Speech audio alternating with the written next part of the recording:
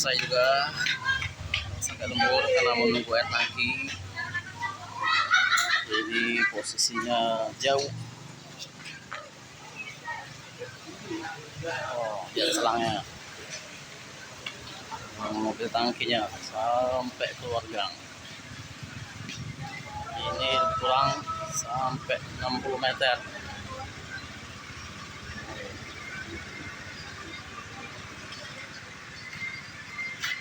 Oh, ke sana gangnya. Itu mobil tangkinya.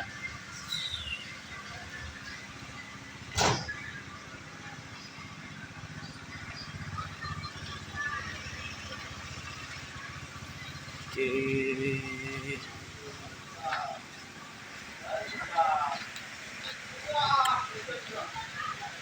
Waktu David Jalan Cahaya.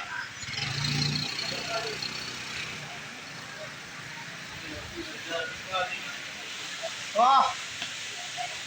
Ya, David ini memanfaatkan teras. Oke, alhamdulillah sekarang mudah dari Allah. Dan selesai juga. Dan kita lagi proses pengisian air tangki.